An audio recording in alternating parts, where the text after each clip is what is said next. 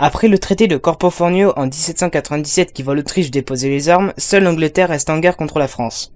À son retour d'Italie, le Directoire nomme Bonaparte chef de l'armée d'Angleterre avec objectif de débarquer sur les côtes anglaises. Très vite, il se rend compte de l'impossibilité d'une telle opération, tant les moyens mis en œuvre sont insuffisants. Cependant, Bonaparte propose d'attaquer l'Angleterre dans ses possessions orientales, l'Inde principalement, qui est en plus l'une de ses plus grandes sources de richesse. Cette route des Indes que Bonaparte veut contrôler passe alors par l'Égypte. Sa proposition, soutenue par Talleyrand, est acceptée par le Directoire le 5 mars 1798, heureux de voir s'éloigner un général devenu menaçant. Bienvenue à tous dans cet épisode de la grande histoire sur la campagne ou expédition d'Égypte.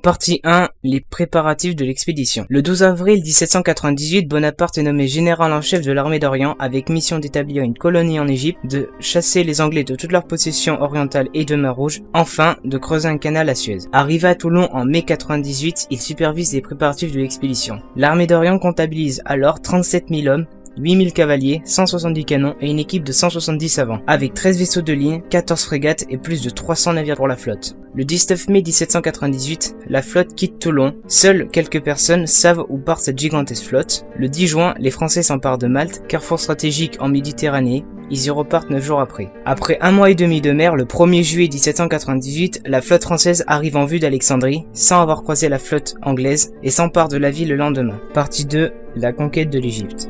Bonaparte va alors diviser son armée en deux parties. Pendant qu'une partie de l'armée se dirigera vers le nord du pays, l'autre partie, commandée par Bonaparte, se dirigera vers le Caire. Après 2 difficiles semaines de marche dans le désert, l'armée de Bonaparte arrive en vue des pyramides de Gizeh. Celle qu'on va nommer la bataille des pyramides est le premier grand affrontement entre les forces mamelouques et les forces françaises. Elle a lieu le 21 juillet 1798. Les 40 000 Mamelouks commandés par Mourad et Ibrahim Bey affrontent les 25 000 soldats de Bonaparte. Les Mamelouks possédant 12 000 cavaliers, Bonaparte fait disposer ses divisions en carré. À la fin de la journée, plus de 10 000 Mamelouks sont tués, les sources sur les pertes sont très divergentes, après que leur charge de cavalerie vienne se briser sur les carrés français qui ne laissent que peu de victimes. La bataille des pyramides ouvre les portes du Caire aux Français, Bonaparte y rentre le 25 juillet. Le 1er août 1798, Nelson trouve et détruit la flotte française qui mouillait dans la rade d'Aboukir. Désormais, le corps expéditionnaire français est prisonnier de sa conquête. Dans un premier temps, Bonaparte commence par achever l'occupation de tout le pays. Il envoie le général Dessé vers la Haute-Égypte en menant avec lui quelques scientifiques de l'Institut d'Égypte, créé au Caire le 22 août 1798 et installé dans la même ville. Le sultan Juste et ses scientifiques vont découvrir les magnifiques temples de Karnak et de Luxor. Dans un deuxième temps, Bonaparte dote l'Égypte d'une administration moderne. De plus, il témoigne pour l'islam un certain respect, moyen qui lui permet de concilier les élites. Il réprime les pillages de ses soldats, réforme les impôts. Cette politique de conciliation n'a pas de résultat, comme l'atteste la révolte du Caire des 21 et 22 octobre 1798, où 300 soldats français sont tués. La répression menée avec une extrême fermeté tuera 5 à 6 000 insurgés et assure la tranquillité de l'Égypte jusqu'au départ de Bonaparte. Partie 4. La campagne de Palestine et de Syrie.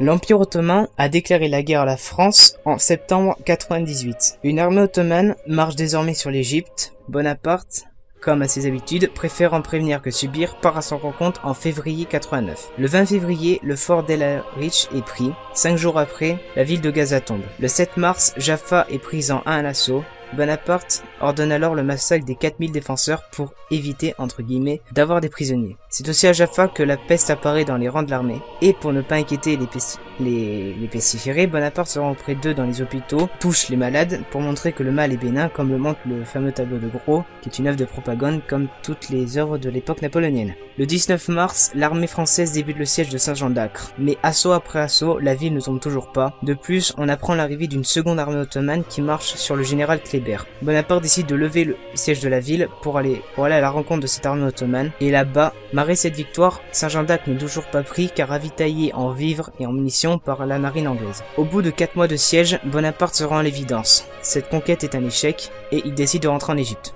Sur son retour, il apprend que les Anglais ont débarqué 18 000 Ottomans sur la presqu'île d'Aboukir. Les Français détruisent cette armée le 25 juillet 1799 et Bonaparte donne le nom d'Aboukir à cette bataille pour effacer le souvenir de l'ancienne. Sans nouvelles de la France depuis près d'un an, Bonaparte demande des nouvelles de la France. À l'occasion d'un échange de prisonniers, Bonaparte reçoit des nouvelles fraîches d'Europe qui ne sont pas bonnes, du moins pour la France. Car depuis que l'Europe le savait prisonnier de sa conquête en Égypte, une seconde coalition s'est formée, l'Italie est perdue, l'invasion de la France est imminente et le directoire est à bout de souffle.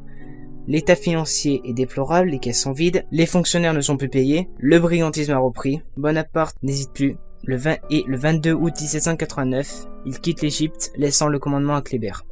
C'est donc la fin de cet épisode sur la campagne d'Égypte. J'espère qu'il vous a plu. S'il vous a plu, n'hésitez pas à liker, à le partager et à vous abonner. Moi, je vous dis à la prochaine. Ciao.